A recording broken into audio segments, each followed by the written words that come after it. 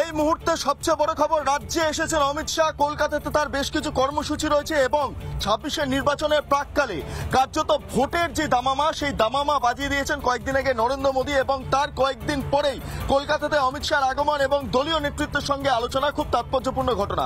তুলিকা,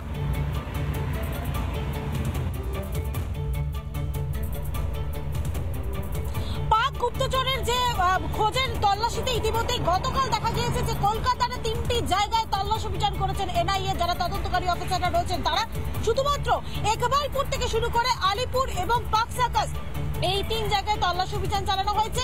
3টে ফোন থেকে ল্যাপটপ বাজেয়াপ্ত করা হয়েছে। এর পরবর্তী কি খবর রয়েছে মনোরঞ্জন, তোমার কাছে যাব।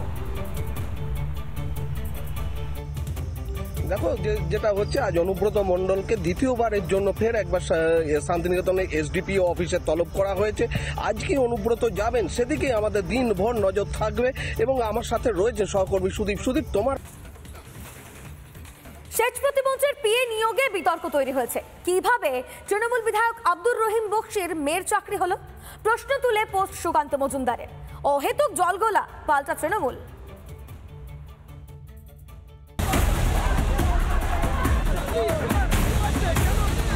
হাজার হাজার চাকরিহারা পথে বসে, তাদের ভবিষ্যৎ কোন পথে কেউ জানে না।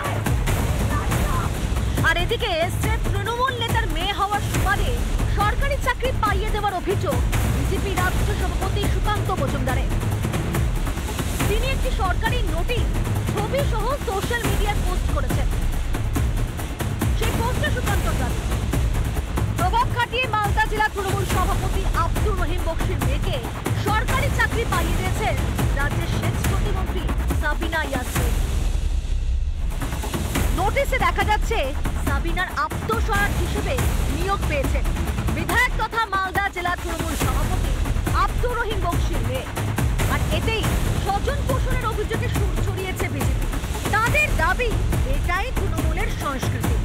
সারা পশ্চিমবঙ্গ জুড়ে চাকরিহারাদের হাহাকার, সাধারণ যোগ্যরা চাকরি পাচ্ছে না, সেখানে নিজের মেয়েকে জেলা সভাপতি চাকরি দিচ্ছেন, এর থেকে নির্লজ্জ স্বজন পোষণের উদাহরণ আর হতে পারে না।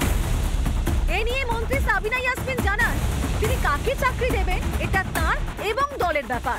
আইনগত মেনেই হয়েছে এবং যে মেয়েটির করা হয়েছে এটা ডিস্ট্রিক্ট প্রেসিডেন্টের মেয়ে হিসেবে না, উনি নিজে আমার কাছে এসেছিলেন এবং পারিবারিক খুব সমস্যা, খুব অসহায়, ফলে এটা আমি মনে করেছি যে এটা দেওয়া উচিত আমার, আমি দিয়েছি, এটা আমার রাইটস।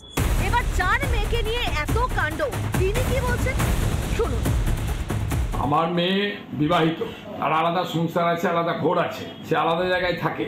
সেক্ষেত্রে ও চাকরি পেয়েছে কিনা বা যে মন্ত্রী সাবিনা ইয়াসমিনের কথা বলা হচ্ছে সেটা তাকে দিয়েছে কিনা, তাদের ব্যাপারে আমি সেখানে বলতে পারবো। আমি কোনো সুপারিশও করিনি, আমি এই ব্যাপারে কিছু জানিও। এর আগে মেধা তালিকায় না থেকেও রাজ্যের প্রাক্তন মন্ত্রী পরেশ অধিকারী মেয়ের সরকারি চাকরির অভিযোগ ওঠে। পরে হাইকোর্টের নির্দেশে শিক্ষকের সেই চাকরি গিয়েছে। এবার ফের তৃণমূল নেতার মেয়ের সরকারি চাকরি নিয়ে অভিযোগ। রিপাবলিক বাংলা। নানা ধরনের কন্টেন্ট দেখার জন্য লাইক করুন, শেয়ার করুন আমাদের ফেসবুক পেজ, সাবস্ক্রাইব করুন আমাদের ইউটিউব চ্যানেল। পাশাপাশি অন্যান্য ব্রেকিং নিউজের জন্য অবশ্যই চোখ রাখুন রিপাবলিক বাংলায়।